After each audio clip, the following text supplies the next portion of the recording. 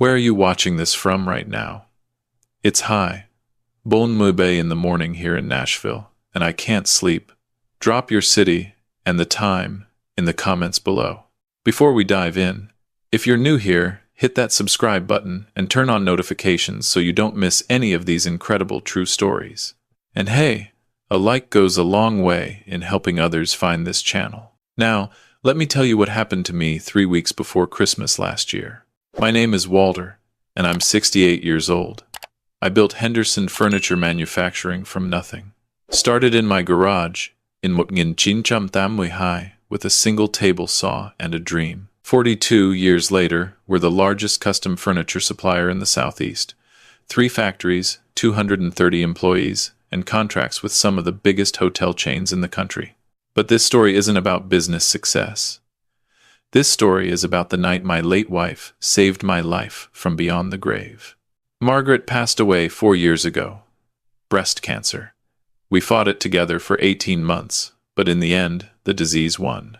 51 years of marriage, 3 children. And then suddenly I was alone in a house that felt too big, too quiet, too empty.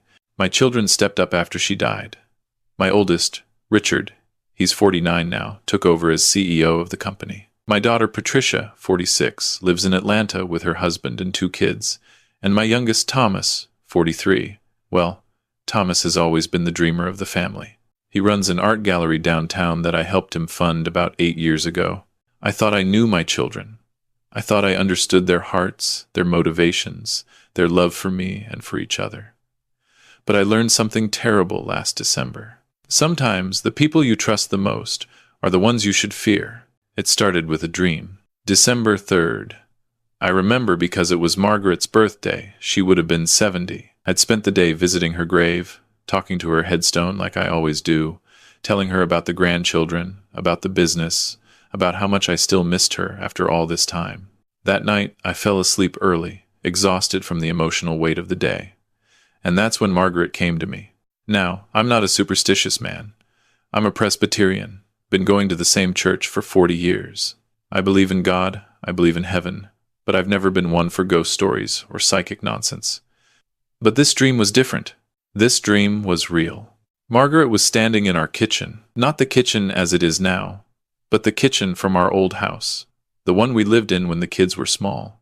She was wearing that blue dress she loved, the one with the white flowers. Her hair was dark again, no gray, and she looked young and healthy and beautiful. "Walter," she said, and I swear I could smell her perfume, that lavender scent she always wore. "Maggie," I whispered, "I miss you so much." She smiled, but it was sad. "I know, sweetheart, I know, but listen to me carefully. This is important." "What is it?" She took my hands in hers. They were warm. I could feel the texture of her skin, the slight roughness of her palms from all those years of gardening. "The watch?" she said. "The watch Richard is going to give you for Christmas. Don't wear it, Walter. Promise me you won't wear it." "What? What watch? What are you talking about? Promise me." Her grip tightened. "Don't put it on your wrist. Don't even touch it with your bare hands. Do you understand?" "Maggie, I don't understand. Why would Richard give me a watch? What's wrong with it?" But she was fading. The kitchen was dissolving around us, turning gray and misty. "Remember what I told you," she called out. "The watch. Don't wear the watch. I love you, Walter. I've always loved you." And then I woke up. I sat up in bed, my heart pounding, sweat soaking through my pajamas. The clock on my nightstand said muy bai, a.m. The house was silent, dark, but I could still smell lavender. For a long moment I just sat there, trying to catch my breath, trying to make sense of what had just happened. It was just a dream, I told myself. A vivid dream brought on by grief and the emotional day I'd had. Margaret was gone. She wasn't sending me messages from beyond the grave. That wasn't how the world worked. But I couldn't shake the feeling, the intensity of it, the realness, and her words kept echoing in my mind. The watch. Don't wear the watch. I tried to go back to sleep, but it was impossible. I got up, made myself some tea, and sat in the living room until the sun came up. By morning, I'd almost convinced myself it was nothing. Just a strange dream. Nothing more. 3 weeks passed. Life went on. I did my usual routine. Morning walks, breakfast at the diner with my friends, afternoons at the office, reviewing quarterly reports, evenings watching the news. Normal, ordinary, safe. December 23rd, 2 days before Christmas. Richard came over that evening. He said he wanted to give me my Christmas present early because he and his wife were flying to Aspen the next morning for a ski trip with her family. They wouldn't be back until New Year's. I wanted you to have this before I left, he said, pulling a beautifully wrapped box from his coat pocket. It's special, Dad. Really special. I looked at the box. It was small, watch-sized. My blood went cold. Go on. Open it, Richard urged. He was smiling, but there was something in his eyes. Something I'd never noticed before. An eagerness that seemed almost hungry. With trembling hands, I unwrapped the box. Inside, nestled in black velvet, was a watch. A Rolex Submariner, gold and steel, beautiful, probably worth $20,000 or $30,000. Richard, this is too much. I can't accept this. Nonsense. You deserve it, Dad. After everything you've built, everything you've done for this family. Put it on. Let me see how it looks on you. I stared at the watch. Margaret's words screamed in my head. Don't wear it, Walter. Don't even touch it with your bare hands. I'd rather wait until Christmas, I said, closing the box. Open it properly, you know, with everyone there. Richard's smile flickered, just for a second, but I saw it. A flash of something that looked almost like frustration, maybe even anger. Dad, come on. I want to see your reaction. Just try it on real quick. No, I'd rather wait. But thank you, son. It's beautiful. Truly. Richard stared at me for a long moment. Then he laughed, though it sounded forced. All right. Suit yourself, but you have to promise me you'll wear it to the New Year's party at the country club. Show it off a little. I promise. I lied. After he left, I sat in my chair for a long time, looking at that box. My hands were shaking. My mind was racing. What was wrong with me? Why was I letting a dream control my actions? This was Richard, my firstborn son. The boy I'd coached in Little League, the young man I'd put through college, the adult I'd entrusted with my life's work. He wouldn't hurt me. He couldn't. Could he? The next morning, Christmas Eve, I did something I'm not proud of. I called my old friend Benny Morrison. Benny's a retired detective, spent 30 years with the Nashville Police Department. We've been fishing buddies for 2 decades. I trust him with my life. Benny, I need a favor. A strange one. What's going on, Walt? You sound spooked. I told him about the dream, about the watch, about my unease. When I finished, there was a long silence on the other end of the line. You want me to have the watch tested, Benny said. It wasn't a question.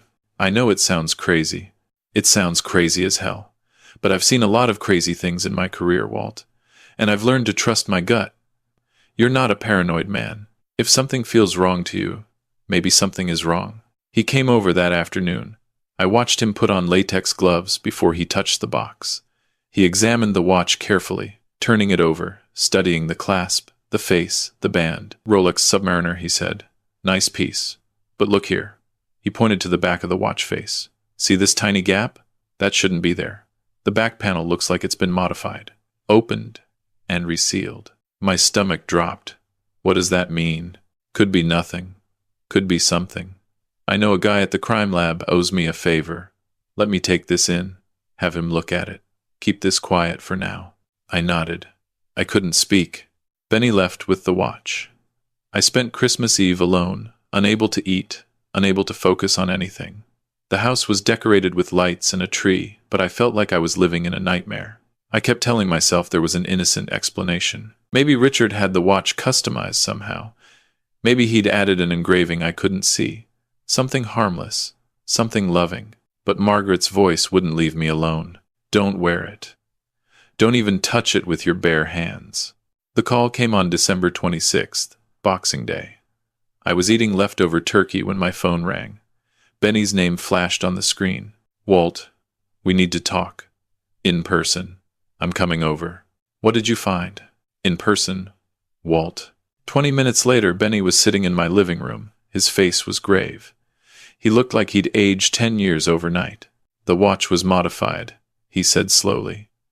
The back panel was removed, and a small compartment was created inside. In that compartment, we found a substance. What substance? Benny took a deep breath. Dimethylmercury. It's a neurotoxin, one of the deadliest poisons known to man. A few drops absorbed through the skin can kill you within months. The symptoms start slowly: tremors, difficulty speaking, memory loss. By the time you realize something's wrong, it's too late. There's no cure. The room spun. I gripped the arms of my chair to keep from falling. The compartment was designed to slowly release the toxin through microscopic pores in the metal, Benny continued. Anyone wearing that watch regularly would be dead within 3 to 4 months. And here's the thing, Walt. It would look natural, like dementia, like Parkinson's. No one would ever suspect murder. Richard, I whispered. My son. I'm sorry, Walt. I'm so goddamn sorry. I don't remember much of the next few hours. I know, I cried. I know Benny stayed with me, kept me from doing anything stupid. At some point, I called my daughter, Patricia. She drove up from Atlanta that night, and I told her everything. Her reaction was not what I expected.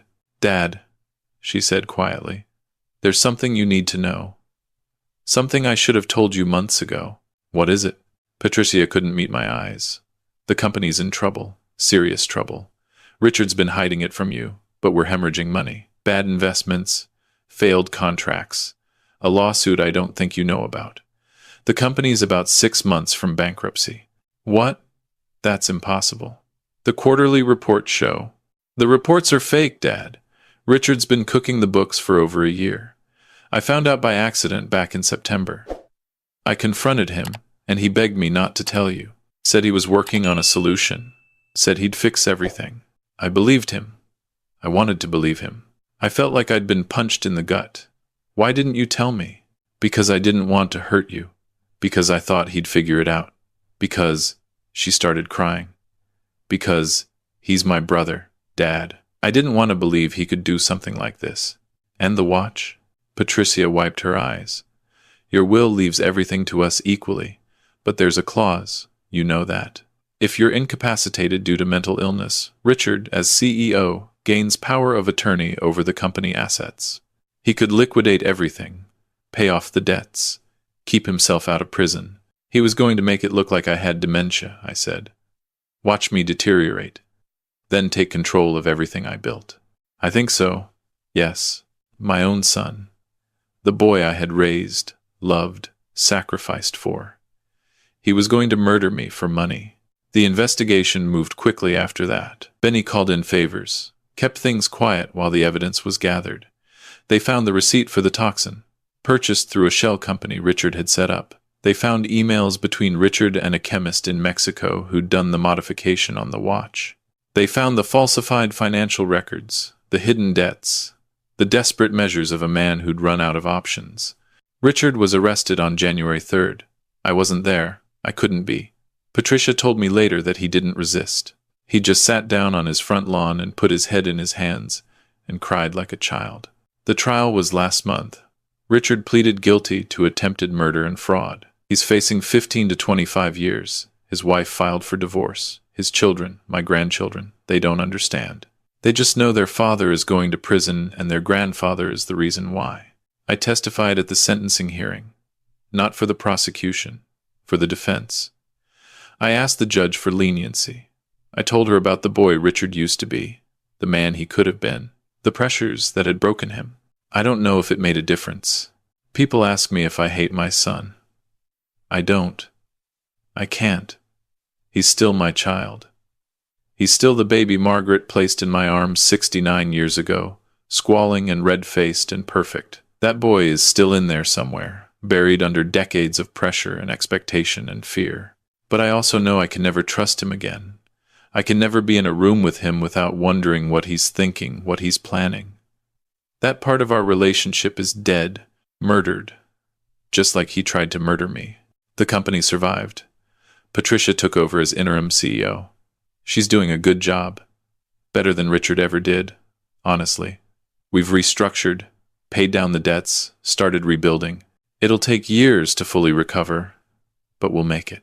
Thomas, my youngest. He's been my rock through all of this. He comes over every Sunday for dinner now. We don't talk about Richard much. We talk about art, about life, about Margaret. He helps me tend her grave. He reminds me that not everyone I love will betray me. But the person I think about most is Margaret. That dream saved my life. I don't know how. I don't know why. I don't pretend to understand the mechanics of the universe or the nature of the afterlife. But I know what I experienced. I know my wife came to me when I needed her most. I know she protected me even from beyond death. Last week I visited her grave on what would have been our 55th wedding anniversary. I sat on the little bench I'd had installed next to her headstone, and I talked to her for hours. I told her about the trial, about Patricia, about the grandchildren, about how much I still love her and miss her every single day. And then I felt it, a warmth on my shoulder, like a hand resting there. And I could have sworn I heard her voice, soft and gentle, carried on the wind. I'll always protect you, Walter. Always. I'm telling you this story for a reason. If you have someone you've lost, someone who loved you with their whole heart, don't dismiss the signs they send you.